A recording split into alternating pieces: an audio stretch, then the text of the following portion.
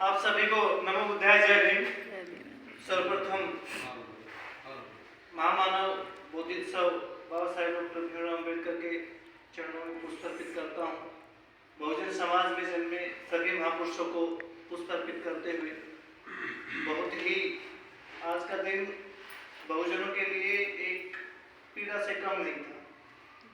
महापरिनिर्वाण दिवस जिस दिन हम सोचते हैं, हालांकि हम यहाँ पे गीत गा रहे हैं, अपनी अपनी अभिव्यक्ति है, सभी अपने अपने तरीके से मना रहे हैं, किंतु ये जो आज का दिन है, ये इतनी बड़ी पीड़ा थी हमारे समाज के लिए। इतना बड़ा नाम हमारे बीच से गए थे, जिन्होंने अपनी पूरी जिंदगी अपने परिवार को, अपने समाज को समर्पित किया, जिन्होंने एक हथियार तुम्हें ऐसा दिया, चाहे कुछ भी तुम्हारे साथ ना हो, चाहे तेरा खुद का भाई तेरे साथ ना हो, तेरी खुद की माँ तेरे साथ नहीं हो, तेरे पिताजी साथ नहीं हो, तेरी वाइफ साथ नहीं हो, तेरे बच्चे साथ नहीं हो, लेकिन एक चीज तेरे साथ खड़ी हो, तेरा संविधान खड़ा है। हर वक्त, हर घड़ी, हर लम्हा तेरे साथ है वो। अगर तूने किसी भी जाति में जन्म लिया है, किसी भी धर्म में जन्म लिया है, चाहे किसी भी क्षेत्र में भारत देश का नागरिक है, उसके लिए बाबा साहेब का वो हथियार है, वो कलम है, संविधान, जो हमें दी गई है, जिसके दम पे आज हम खड़े होकर यहाँ पर सब कुछ कर रहे हैं। वो चीज जो है शिक्षा से है। एक सबसे बड़ा हथियार जो हमें दिया गया है, वो शिक्षा दी गई है। अगर वो नहीं होते तो शायद आज हम पता नहीं कहाँ होते, हमारा अस्तित्व ही नहीं पता होता कि नहीं होता।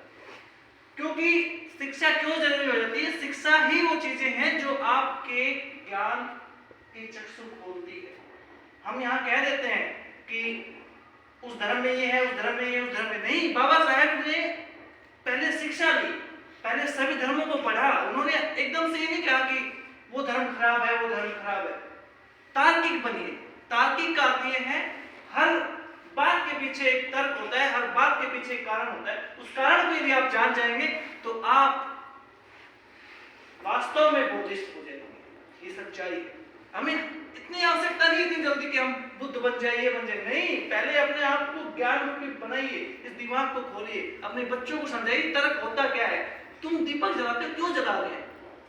हर एक बच्चे के दिमाग में आता है, लेकिन हम उसके दिमाग को वहीं पे शांत करते। बेटा बूढ़े करते आए तो हम भी कर रहे हैं, हम वहां क्यों जा रहे हैं? बूढ़े जाते थे, हम भी जा रहे हैं। उसका तर्क होता है, वो तर्क आपके दिमाग को निचोड़ के रख देता है। लेकिन हम क्या करते हैं? डरते हैं, क्योंकि हम उनको सच्चाई बताएंगे। हम अंधेरे में, वो भी अंधेरे में। मैं पढ़ाता हूँ बच्चों को, यकीन मानिए 1 घंटे पढ़ाता हूँ, तर्क के साथ पढ़ाता हूँ, विज्ञान पढ़ाता हूँ, उनको इंजीनियरिंग पढ़ाता हूँ तर्क के साथ। यदि उनके बीच में से कोई उठ के मेरे से कहता है कि कृष्ण कौन था, मुझे नहीं समझ में आया कृष्ण कौन था। हाँ, मुझे ये पूछ ले कि ये काम कैसे करता है, मैं वो बता दूँ। इसीलिए पहले चीजों को खुद जानिए, तब किसी को बता पाओगे। मैंने जाना है, मैंने इतने दिन पढ़ा है, लेकिन मैं अभी किसी धर्म को बुरा नहीं कह सकता। पहले उस धर्म को पहले अपनी तरफ पे तो लेके आइए। आप कह रहे हो किसी को बुरा, लेकिन आपको ये नहीं पता क्यों है बुरा, फिर तो आप ही हो गए बुरा। अपने दिमाग को तर्क के साथ बोलिए, तर्क, अपने बच्चों को तार्किक बनाइए शिक्षा से। अगर उसके दिमाग में कोई सवाल उत्पन्न हो रहा है तो उत्पन्न होने दीजिए। उसका सवाल जवाब आपके पास नहीं तो आप ढूंढिए उसके जवाब को। बाबा साहेब ने यही किया था। बाबा साहेब ने सभी धर्मों को पढ़ा। उन्होंने ये नहीं कहा कि सीधे तुम आ जाओ बुद्ध को, नहीं, पहले मैं देखूंगा। जहां मैं अपने बहुजनों को ले जाना चाहता हूं, क्या वो रास्ता ठीक है, पहले मैं पढ़ूंगा। बाबा साहेब ने खूब अध्ययन किया, हर एक धर्म को पढ़ा। उन्होंने मुस्लिम को पढ़ा, उन्होंने हिंदू धर्म को पढ़ा, उन्होंने बुद्ध धर्म को पढ़ा, उन्होंने इस्लाम, उन्होंने बहुत सारा अध्ययन किया। उसके पश्चात उन निर्णय पे गए कि जिस धर्म में मैंने जन्म लिया है, ये मेरे बस की बात नहीं है, किंतु मैं इस धर्म में नहीं मरूंगा, ये मेरे हाथ में है। क्योंकि इस धर्म के अंदर क्या है? इंसान इंसान के समान नहीं है। इसीलिए कहा गया कि बुद्ध धर्म की क्या पहचान? मानव एक समान। आज हम खड़े हैं, वो मानव तक की समानता, बाबा साहेब ने उस समानता को किस में निचोड़ के दिया? अपने संविधान में, जो उन्होंने 395 में अनुच्छेद 10 भाग और 12 उनकी अनुसूचियां बनाई गई थी, वो बाबा साहेब ने एक एक शब्द उसके अंदर जो लिखा है, वो तुम्हारी भलाई के लिए लिखा है, तुम्हारी भलाई के लिए लिखा है। लेकिन परेशानी क्या है कि हम पढ़ते नहीं। हम पढ़ते क्या चीज है? जो अलग है। तार्किक पढ़ते ही नहीं है। बच्चों को वैज्ञानिक दृष्टिकोण से पढ़ाई करवाइए। मैं पढ़ाता हूँ सर, यकीन मानिए बच्चे हमारे छोटे कास्ट के हैं, किसी भी कास्ट के हैं, उनको खराब कौन कर रहे हैं? बड़ी कास्ट। उनके पास सब कुछ है, संसाधन है, उनको पता है कि ये वो है, अपने आप पता है। हमें जातिवादी भी नहीं बनना है, हमें अपने आप को ऊपर उठाना है। अगर हम किसी को नीचा दिखाना चाह रहे हैं तो इसका मतलब ये है कि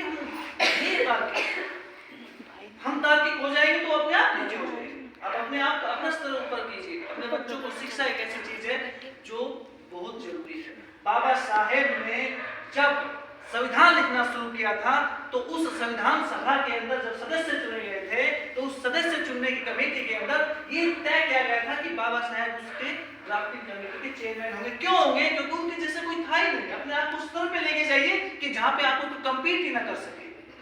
उनके जैसा पढ़ा लिखा कोई था ही नहीं भारत देश के अंदर, किसी ने देखा नहीं कि वो ड्राफ्टिंग का काम कौन कर। ड्राफ्टिंग का मतलब क्या होता है पता है?